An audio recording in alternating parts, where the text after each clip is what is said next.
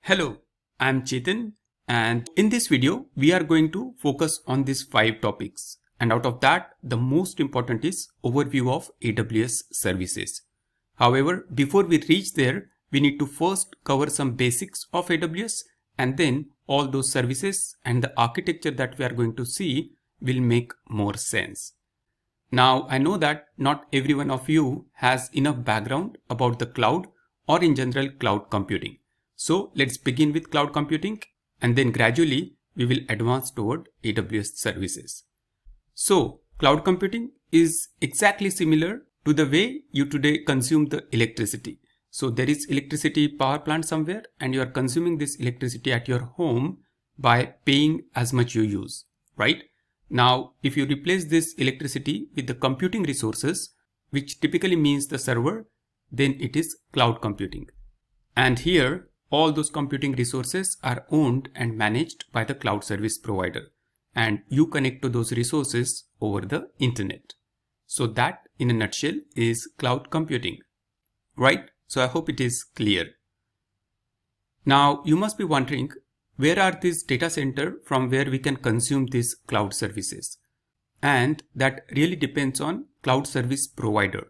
So here, as we are talking about AWS has these data centers across the globe, and all that falls under AWS global infrastructure. So now in next few minutes, let's understand this AWS global infrastructure. And out of this, the most important is AWS region and availability zones. Right. So whenever you want to consume AWS services, you need to select AWS region. And as of today, there are 34 AWS region, and this number will grow over the time. So out of all these regions, you can select which region you want to use.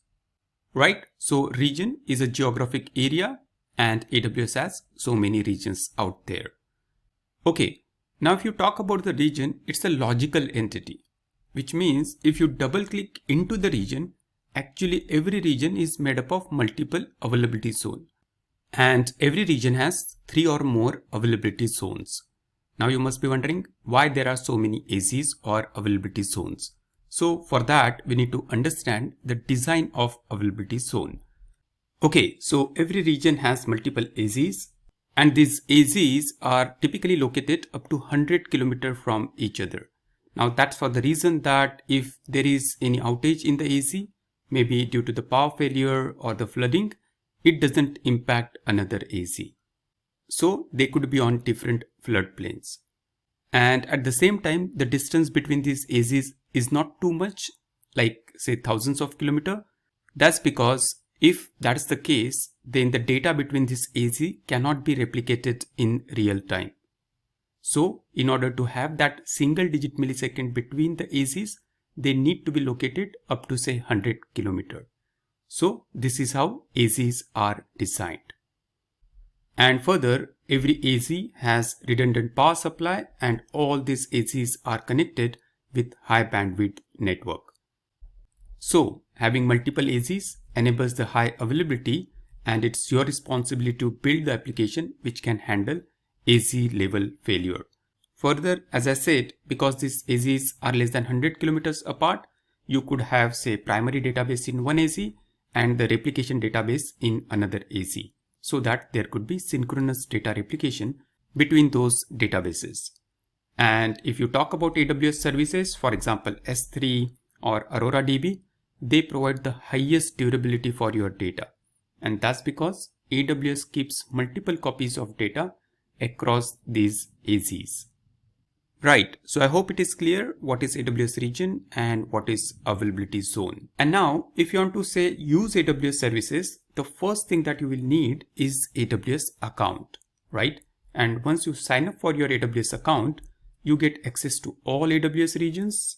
And then, as you know, region contains the AZ, so you get access to all region, all AZs and all AWS services. Now, if you talk about different AWS services and their relation with the AZs or regions, then there are services like EC2, which is a virtual machine service, and it operates at the AZ level. Then if you talk about AWS managed services like DynamoDB or S3, they are regional services. And further, there are the services which works across the region, and these are global services. And finally, some AWS services are attached to your account.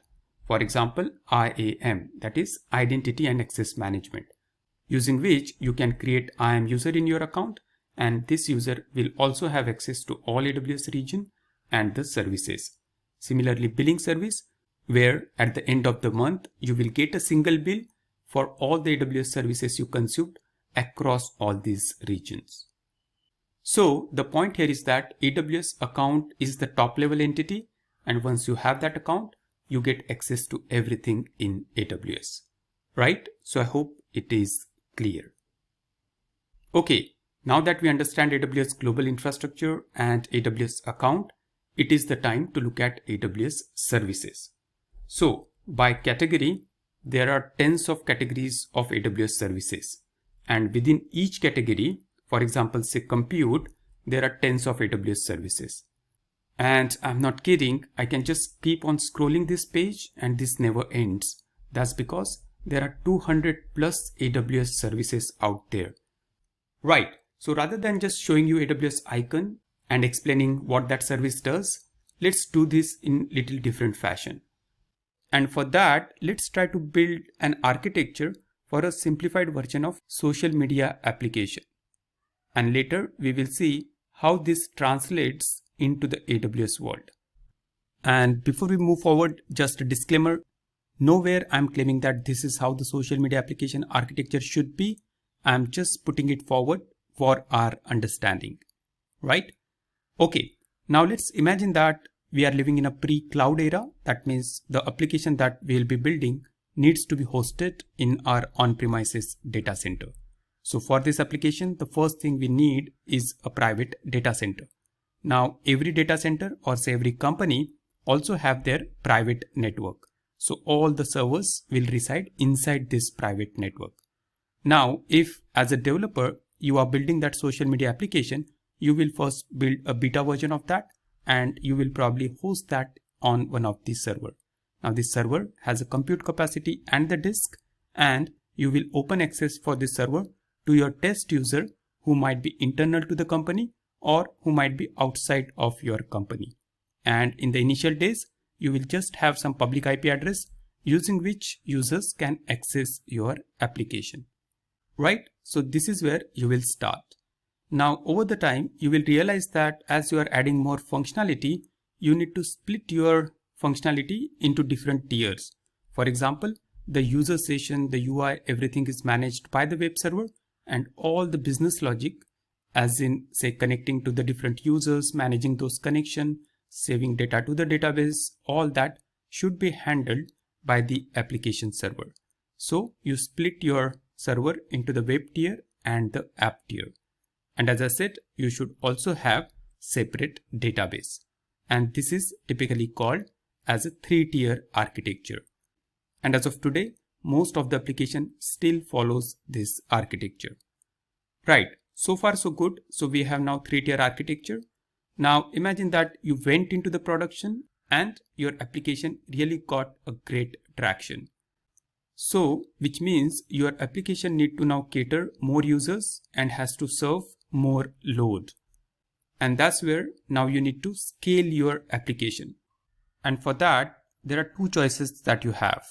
One, vertical scaling, which means you add hardware capacity, for example, the CPU, memory, and the disk to your existing server. Now, this vertical scaling might work for a short period of time, but beyond certain point, even the vertical scaling doesn't improve the performance of your application. And for this, you have to scale horizontally, which means you bring in additional servers and you distribute the load across those servers. So as you can see here, now we have multiple web servers and multiple application servers.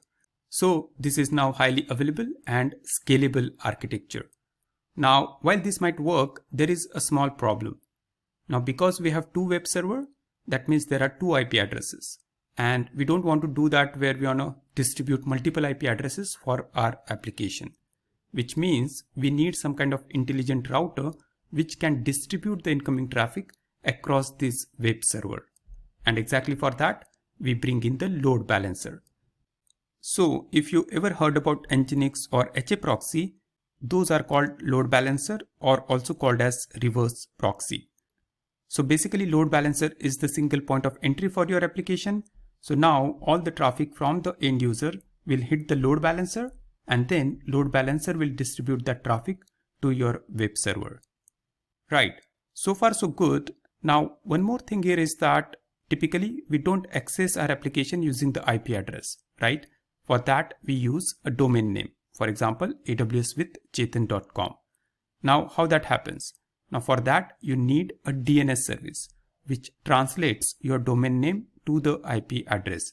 Now for your application as well, we will have our own domain name, say myapp.com, and we will point that domain name to the load balancer's IP address.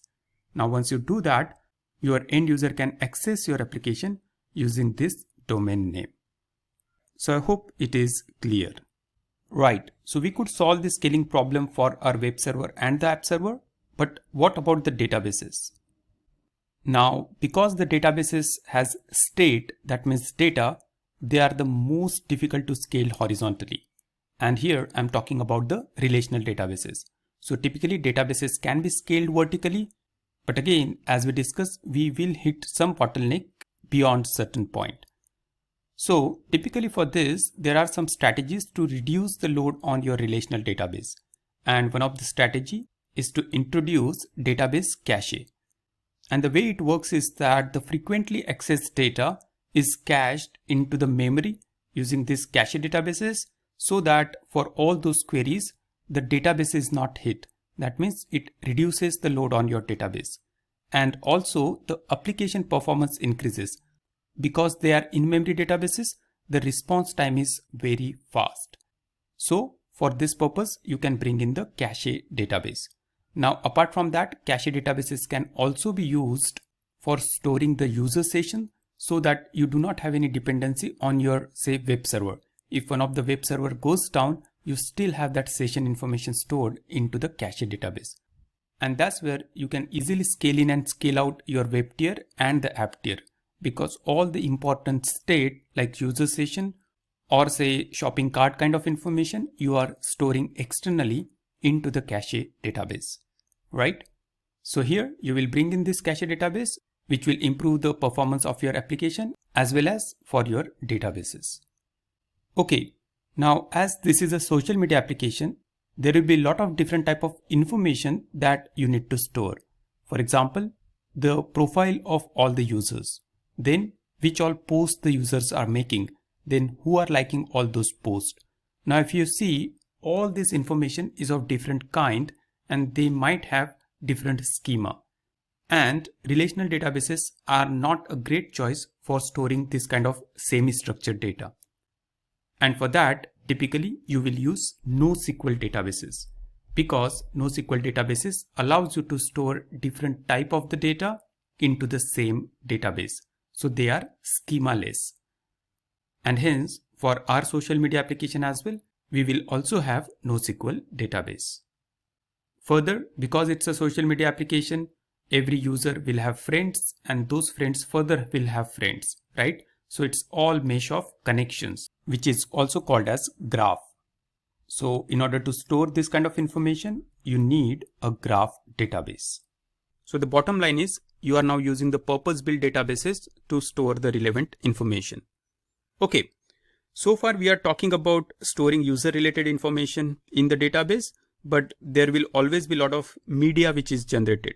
So whenever user uploads a picture or video, it has to be stored somewhere. So do you think it needs to be stored in a database, or it should be stored in a disk which is attached to the application server? If you're thinking so, that's not the best place to store your media. Your media should actually go into some external storage, and that's for the reason that this external storage can be directly accessed from the internet. So in order to access the data from this external storage, you don't need to process that data through the web server or the app servers, right? So that's the benefit of external storage. And the way in which you will store this data is like if some user is creating a post and he or she posts the video or the image, then that media file will be stored in this external storage, but the metadata of that media, for example, who is the user, the link to that media file in the external storage will be stored in your NoSQL database. So now using that metadata, the page can be rendered where actual image can be pulled from the external storage, but the metadata comes from the database. So this is how typically you will store this information. So I hope it is clear. Okay, so with this external storage, you are efficiently serving your media content. But as you can see here, these are your web users.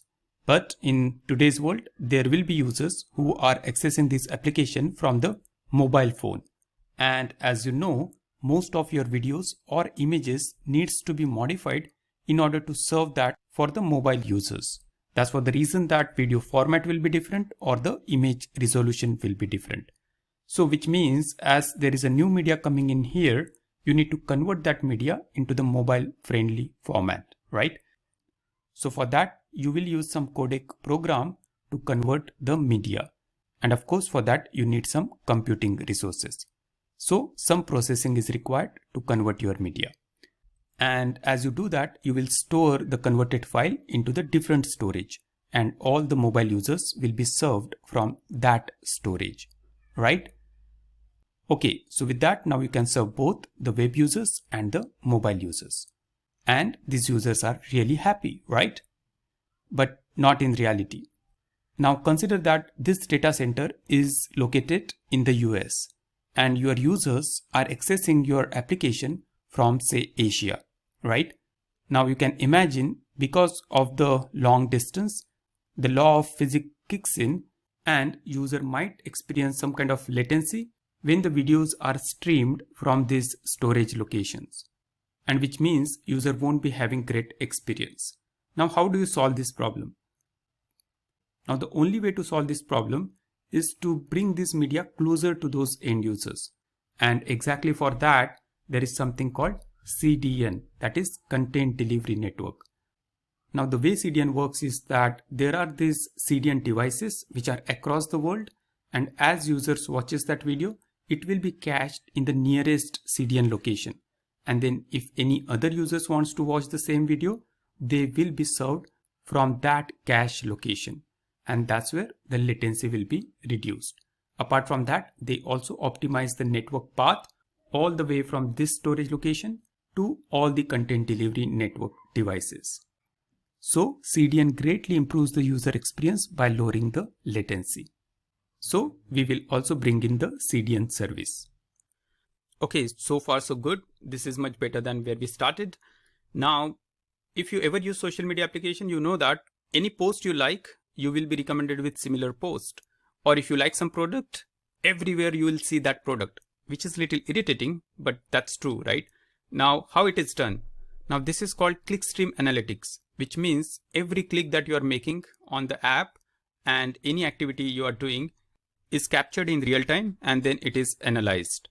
So for this, you need some kind of clickstream analytics engine, and all this continuously streamed data from the application servers and web server should be stored for further analytics. So again, we will be using some external storage. Right. Now let's shift our focus towards the data analytics. Now any application in today's world cannot shine without the data analytics. Now for this particular application, if you want to know which are the most popular posts, what is currently trending, what are the age groups of the users, and what kind of games they are playing on your social media app, what kind of product or ads that users are watching. Now for all that, you need to collect the data from various sources inside your app. Now these data sources could be your relational database, NoSQL database, graph database, and even this clickstream data that is being generated. Also, you might want to look at the images and videos that user is posting so that you can combine this information and can analyze that data to take some business decision. Now for that, if you want to collect this data from different sources, you need to extract that data and transform that data into a specific format. And on top of that, you might want to do some data cleaning. For example, you might want to remove the duplicates, or you might want to remove the sensitive information from your data. For example, you want to remove the phone numbers of the users or the personal information of the user. So this is called ETL operation, that is extract, transform, and then load this data into the central storage. And this central storage is called data lake. Now, over the time, you will have wide variety of the data in this storage, and it will be massive data.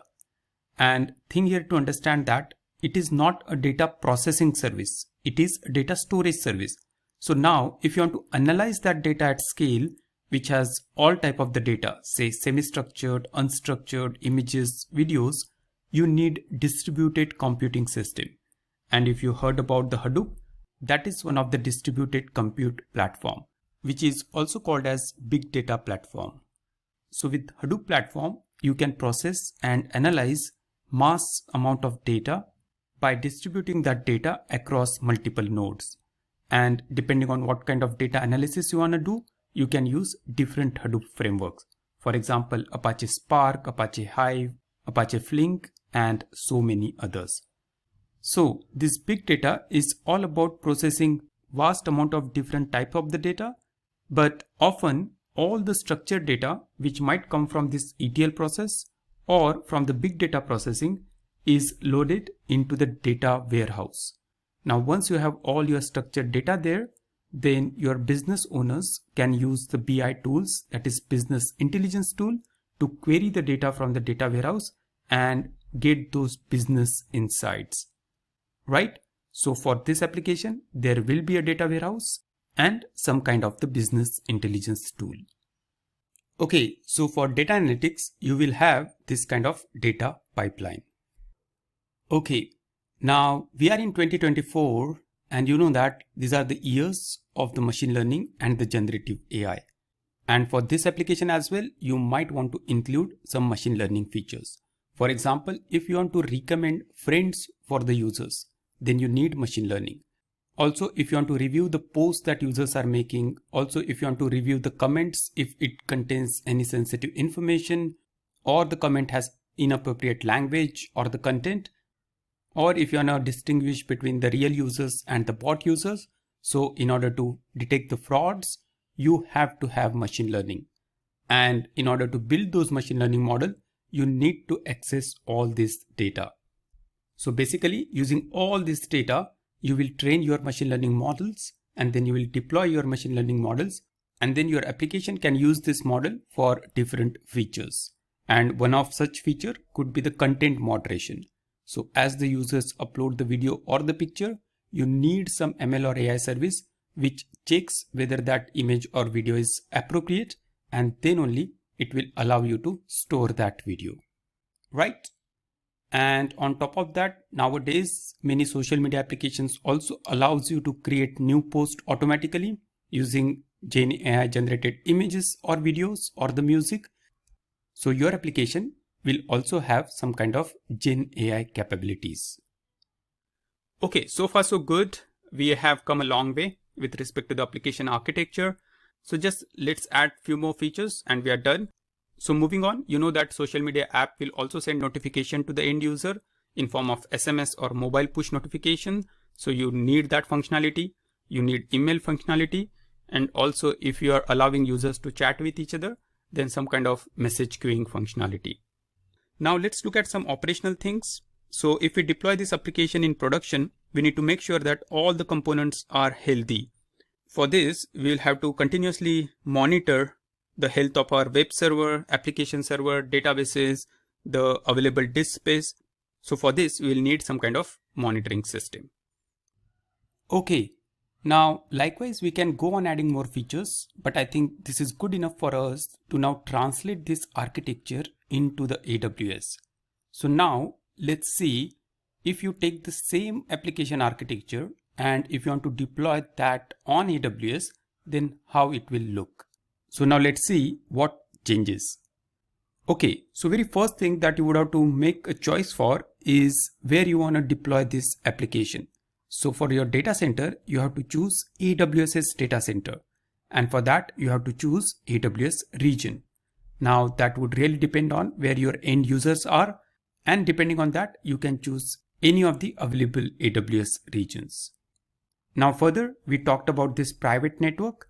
Now in AWS world, that private network is called VPC, that is Virtual Private Cloud, and it is private for your account, and unless you want your application to be accessed over the internet, no one can get access to it, right? So like in your data center, this is your private network inside AWS. Further, all these virtual machines for your web server and app servers are EC2 instances, Elastic Compute Cloud. And all those local disks there, they are EBS, Elastic Block Storage. So this is very much like the SSD and the HDD disk that you have in your laptop. Further, the relational database that we have talked about in AWS, it is RDS, that is Relational Database Service. And there you get choice for different database engines. For example, you can have MySQL database, Postgres, Oracle, SQL Server, all those kind of engines. And on top of that, you get different configuration options. For example, if you want to have highly available database, so there can be a primary database in one AZ and the secondary database in another AZ. Moving on to the NoSQL database, in AWS, it is DynamoDB. And AWS guarantees that this database will provide millisecond latency at any scale. Now, with respect to this in-memory database that we used for cache, in AWS, you can use Elastic Cache Service for that. And for the graph database, you can use Neptune database. Now, likewise, there are many other databases, and we are going to dive deep into that into the course that I talked about. But as of now, we are just using these 4 purpose-built databases. Now, moving on to the load balancer, in AWS, there is a managed load balancer service, which is called ELB, Elastic Load Balancing. And this load balancer will distribute the traffic across the backend EC2 instances. Now, in order to scale this, we talked about the horizontal scaling. Now, in AWS, that can be done using auto scaling group. So if you have the auto scaling group, you can define your auto scaling policies. For example, if the average CPU utilization of your web tier goes beyond say 80%, then you can ask auto scaling group to add one more instance automatically. And same the other way. If the average utilization falls below say 20%, you want to remove one of the EC2 instance. Now all that is part of auto scaling configurations. Further, in order to point your domain name to the IP address, you will use AWS Route 53 service. Okay, now let's move to the storage service, that is the external storage that we talked about. So in AWS, that storage is Amazon S3 service. And Amazon S3 is one of the most important service in AWS because S3 provides unlimited storage and you can access that storage directly over the internet. Right. Now, if you remember, we also talked about converting the videos from one format to other, right? For the web users and the mobile users. Now, looking at this, you might be thinking to have just a simple EC2 instance and then using that instance to convert those videos. But imagine that throughout the day, there was no upload made by the user. In that case, even if there is no upload, you are still running that EC2 instance and you are paying for that. Now, in this case, in AWS, you can rather use AWS Lambda. Now, the way Lambda works is that as soon as there is a new picture or a media, then only this Lambda will be triggered and it will perform its job. So throughout the day, if there are no uploads, no Lambda function will be triggered.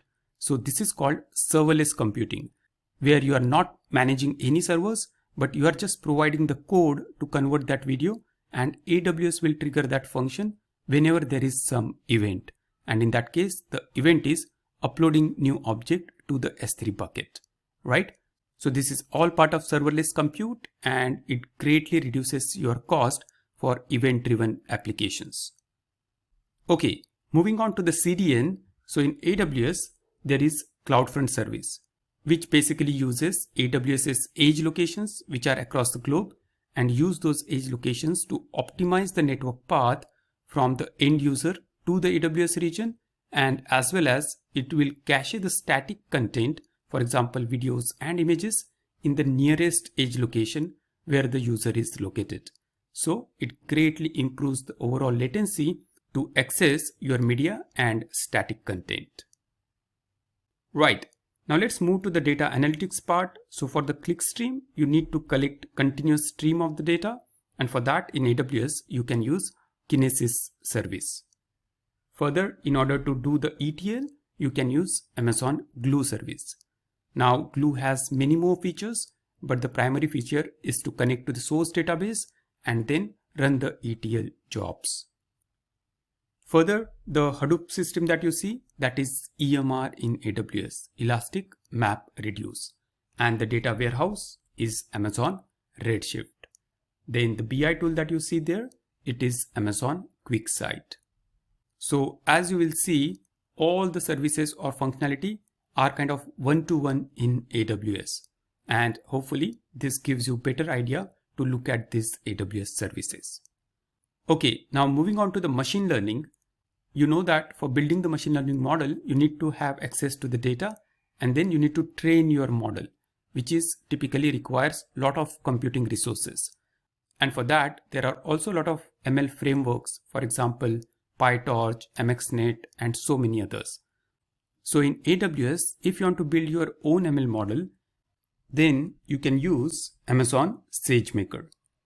And once you build these ML models, you can deploy that on the SageMaker endpoints and your application can access this model over the API call.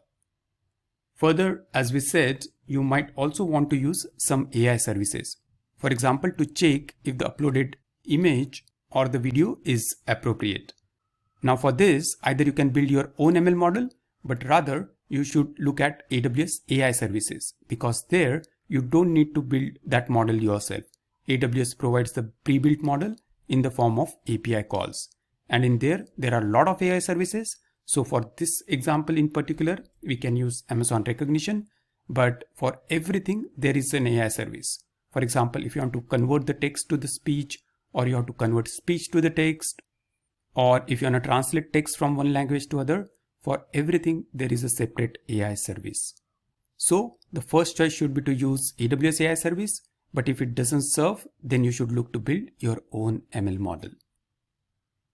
Okay, so that's about all the features. Now, as we go on the left, in order to have the push notification, you can use Amazon SNS, that is Simple Notification Service. And for the email, you can use Simple Email Service. Now for the message queue, you can use Amazon SQS, that is Simple Queue Service. And for monitoring dashboards and collecting all the metrics and making sure that all the instances and databases are healthy, you can use Amazon CloudWatch service. Alright, so we can go on adding more features and more AWS services to this architecture, but I think it's good enough for us to make sure that you understand what is AWS Cloud and how different AWS services can be used to build the application on AWS. So our final architecture will look like this. Okay, now for a moment, assume that you have been given a responsibility to deploy this solution in AWS from scratch. Now, what do you think? How much time will you take to deploy this application in AWS? Now, if you ask me, even if you have good AWS experience, it will take at least a week to deploy this successfully if you are doing this manually.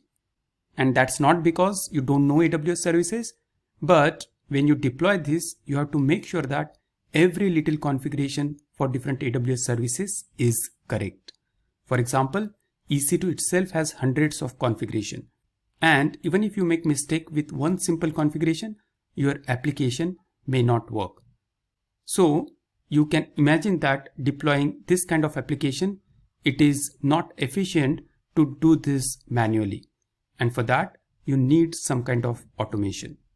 And in AWS world, it is called infrastructure as a code, where you write the code for infrastructure and hand over that code to AWS services to deploy the infrastructure. So if you talk about AWS CloudFormation service, you have to just write a JSON or a YAML template, which basically defines what all AWS services you want to use and how they connect with each other. You define that and hand over this template to AWS CloudFormation service. Now in that template, you must have defined your VPC, the CIDR ranges, how many EC2 instances you want, and all the configurations for that EC2 instances, then load balancer, databases, everything.